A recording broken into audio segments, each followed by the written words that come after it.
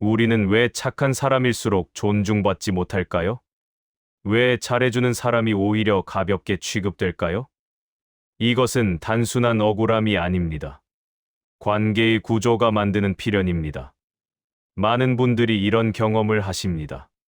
평생 남에게 잘해주며 살았는데 어느 순간 사람들이 그것을 당연하게 여깁니다. 고마워하지 않습니다. 미안해하지도 않습니다. 그저 원래 그런 사람으로 생각합니다.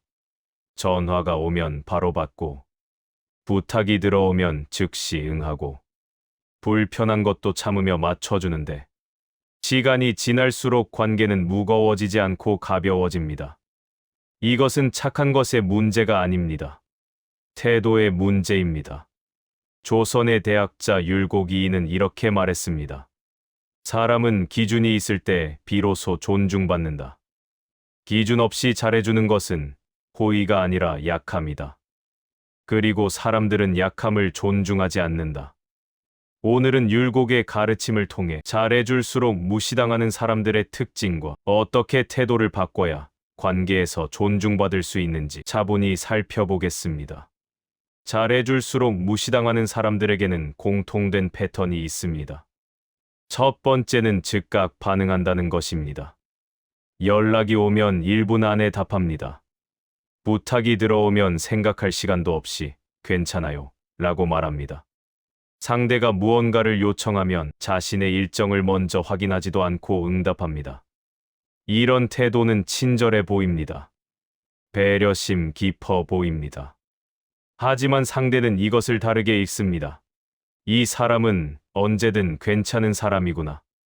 시간 여유가 많은 사람이구나. 급하게 부탁해도 될 사람이구나. 즉각성은 친절이 아니라 여유 없음으로 해석됩니다. 사람들은 여유 없는 사람을 가볍게 봅니다. 왜냐하면 여유는 무게를 만들기 때문입니다. 율곡은 이것을 이렇게 표현했습니다.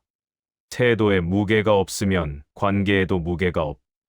바로 답하지 않아도 괜찮습니다. 시간을 두고 생각한 뒤 응답해도 됩니다. 오히려 그 시간이 관계에 무게를 만듭니다.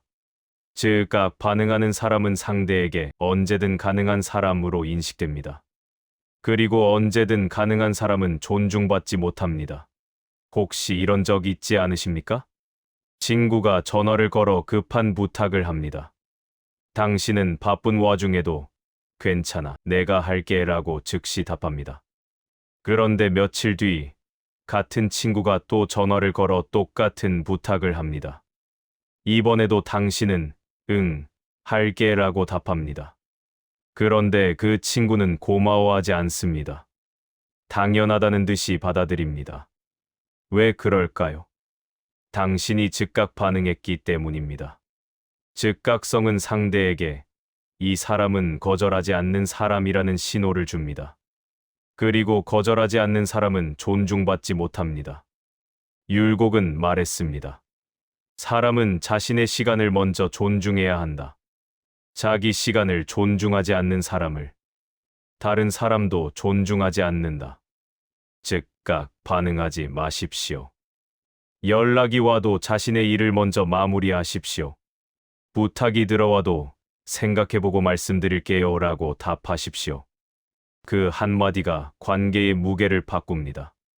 두 번째 특징은 거절할 때 미안해한다는 것입니다. 많은 분들이 이렇게 말씀하십니다. 죄송한데 이번엔 좀 어려울 것 같아요. 정말 미안해요.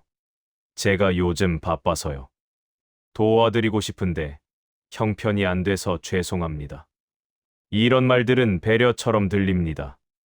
예의 바른 것처럼 보입니다. 하지만 상대는 이렇게 생각합니다.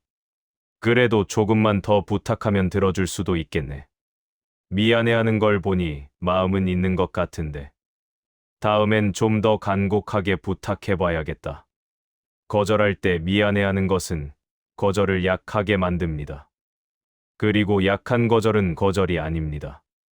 율곡은 이런 태도를 특히 경계했습니다. 기준을 세웠으면 흔들리지 말아야 한다. 거절은 잘못이 아니다. 자신의 기준을 지키는 행위다. 그런데 많은 분들이 거절을 잘못으로 생각합니다. 상대에게 미안한 일이라고 여깁니다. 그래서 거절하면서도 계속 사과합니다.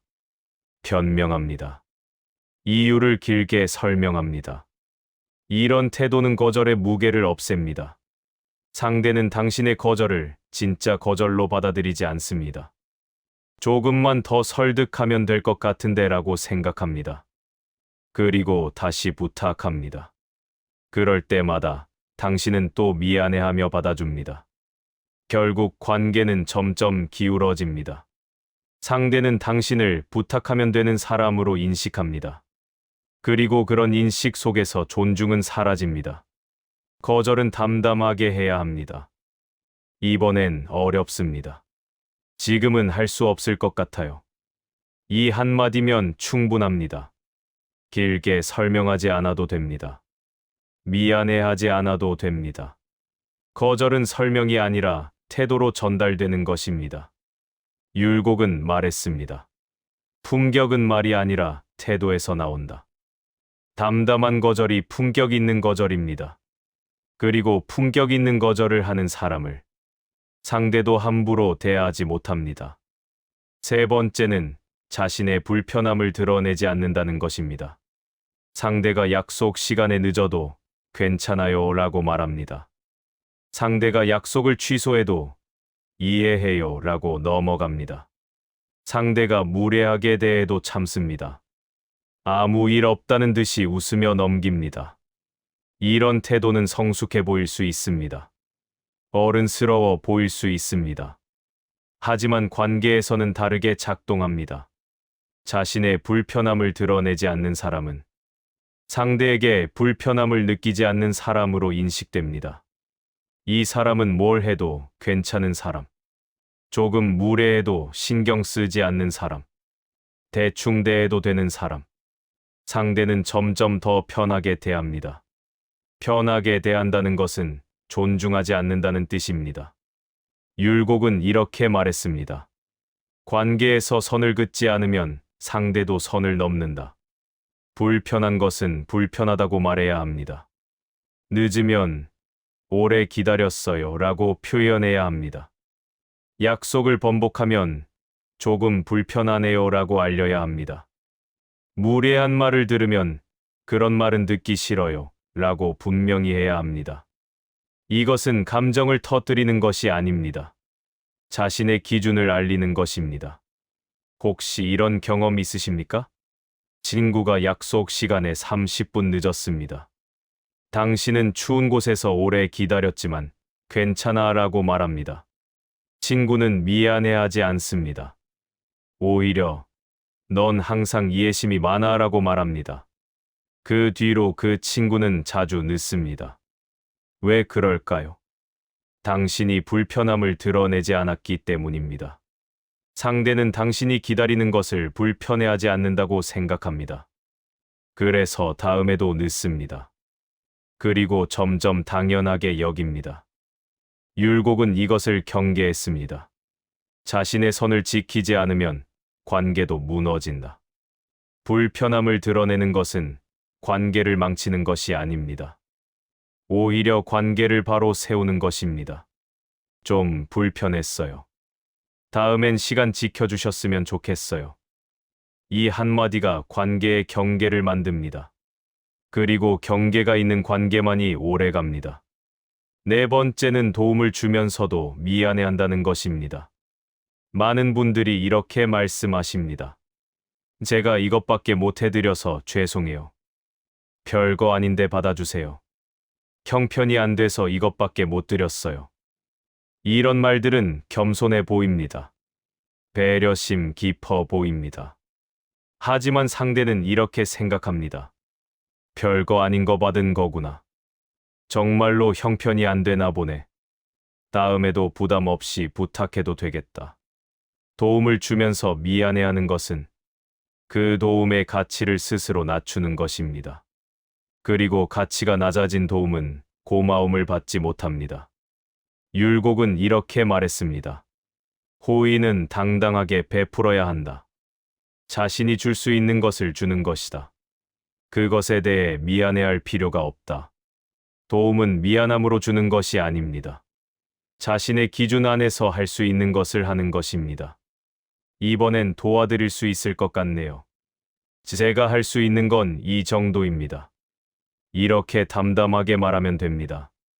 변명하지 않아도 됩니다. 과소평가하지 않아도 됩니다. 당신이 준 것은 당신이 줄 수 있는 최선입니다. 그것으로 충분합니다. 그런데 많은 분들이 이것을 부족하다고 생각합니다. 더 많이 주지 못해서 미안하다고 여깁니다. 그래서 계속 사과합니다. 겸손하게 낮춥니다. 이런 태도는 상대에게 이 사람은 더 줄 수 있는데 안 준 거구나라는 인식을 심어줍니다. 그리고 그 인식은 고마움이 아니라 아쉬움을 남깁니다. 율곡은 말했습니다. 주는 것에도 품격이 있어야 한다. 당당하게 주는 것이 품격입니다. 그리고 품격 있게 준 것은 상대도 품격 있게 받습니다.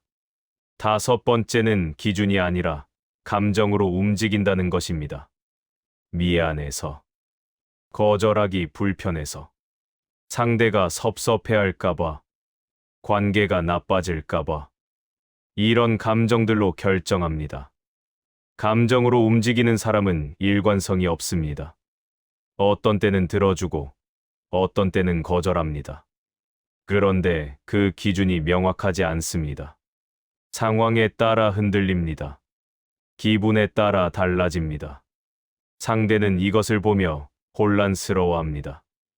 이 사람은 도대체 언제 들어주고 언제 거절하는 거지? 기분 좋을 때 부탁해야 하나? 그리고 점점 당신을 시험합니다. 여러 번 부탁해봅니다. 어느 타이밍에 부탁하면 들어주는지 알아내려고 합니다. 이렇게 되면 관계는 무게를 잃습니다. 율곡은 이것을 이렇게 정리했습니다. 기준 없는 호의는 호의가 아니라 약함이다. 사람들은 약함을 존중하지 않는다. 기준을 세워야 합니다. 나는 이런 상황에서는 돕는다. 나는 이런 태도는 받아들이지 않는다. 나는 이런 방식으로 관계를 맺는다. 이 기준이 명확하면 상대도 명확하게 대합니다. 언제 부탁해야 하는지 알게 됩니다. 어떤 태도로 대해야 하는지 이해하게 됩니다. 그리고 그 기준을 존중하게 됩니다. 하지만 기준 없이 감정으로 움직이면 상대는 당신을 기준 없는 사람으로 봅니다. 그리고 기준 없는 사람은 존중받지 못합니다. 혹시 이런 적 있지 않으십니까? 어떤 날은 친구의 부탁을 흔쾌히 들어줬는데 비슷한 부탁이 왔을 때 기분이 안 좋아서 거절했습니다. 그러자 친구가 서운해합니다. 저번엔 해줬잖아. 왜 이번엔 안 돼? 당신은 할 말이 없습니다. 왜냐하면 기준이 없었기 때문입니다. 감정으로 결정했기 때문입니다. 율곡은 말했습니다. 사람은 감정으로 움직이면 흔들리고 기준으로 움직이면 흔들리지 않는다. 기준을 세우십시오. 그 기준 안에서 일관되게 움직이십시오. 그러면 상대도 당신을 흔들지 못합니다.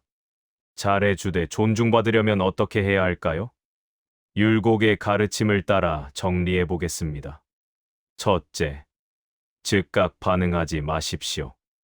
연락이 와도 바로 답하지 않아도 됩니다. 자신의 일을 먼저 마무리하고 응답하십시오. 부탁이 들어와도 즉시 결정하지 마십시오. 생각해보고 말씀드릴게요. 이 한마디가 관계에 무게를 만듭니다. 즉각성은 가벼움을 만들고 여유는 무게를 만듭니다. 둘째, 거절할 때 미안해하지 마십시오. 거절은 잘못이 아닙니다. 자신의 기준을 지키는 행위입니다. 이번엔 어렵습니다. 지금은 할 수 없을 것 같아요.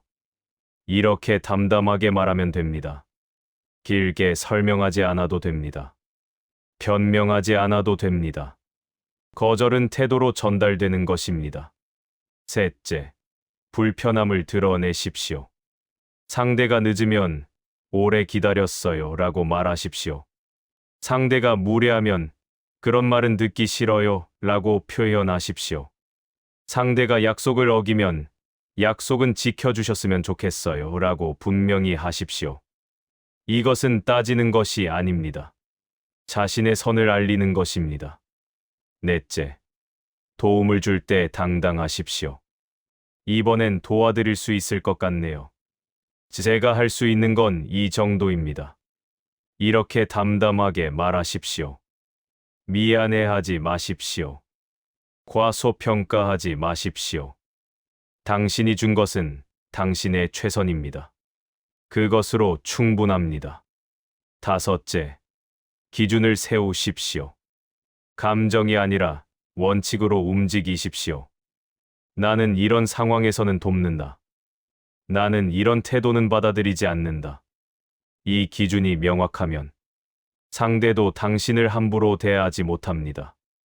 율곡 2는 인간관계를 이렇게 정리했습니다. 관계에서 중요한 것은 얼마나 잘해주느냐가 아니라 어떤 기준으로 대하느냐이다. 기준 없이 잘해주는 것은 호의가 아니라 약함입니다. 그리고 사람들은 약함을 존중하지 않습니다. 많은 분들이 착각하십니다. 잘해주면 사랑받을 거라고 생각합니다. 친절하면 존중받을 거라고 믿습니다. 하지만 현실은 다릅니다. 기준 없이 잘해주면 당연하게 여겨집니다. 감정으로 친절하면 가볍게 취급됩니다. 관계에서 중요한 것은 무엇을 해주느냐가 아니라 어떤 태도로 해주느냐입니다.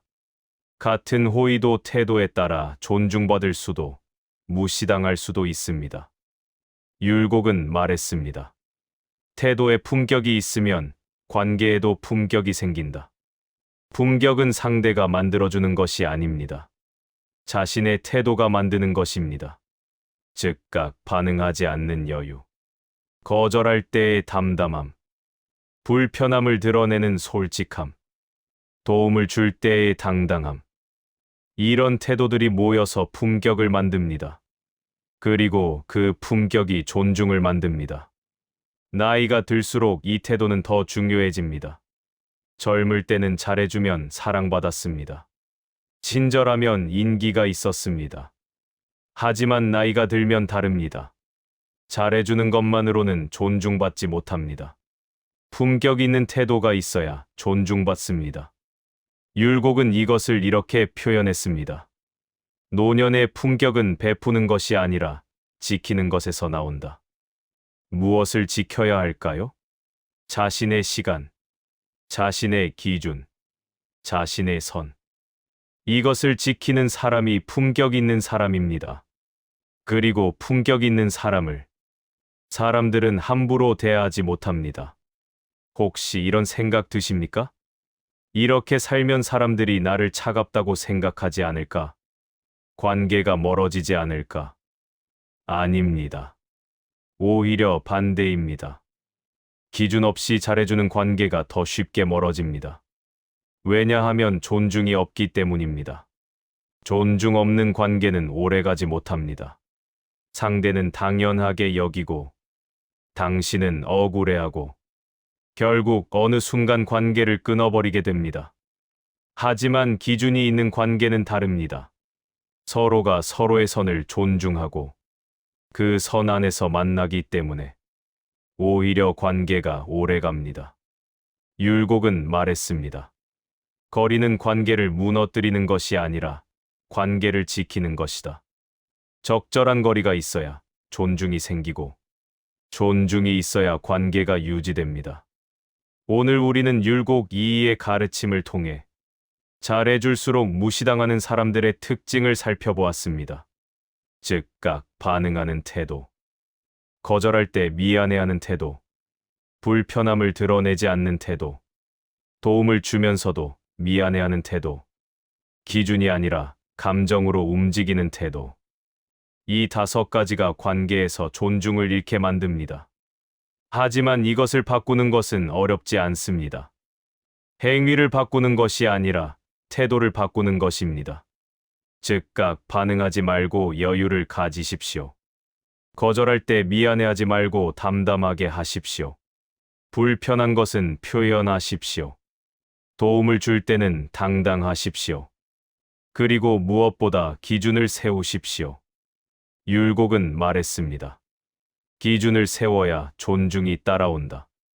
잘해주되 만만하지 않게, 친절하되 기준을 가지고 그렇게 관계를 맺어 가시기를 바랍니다. 오늘 이 이야기가 여러분의 인생의 작은 울림이 되었기를 바랍니다. 나이가 들수록 말보다 태도가 중요합니다. 행위보다 품격이 중요합니다. 기준을 지키는 어른으로 품격 있는 노년을 맞이하시기를 바랍니다.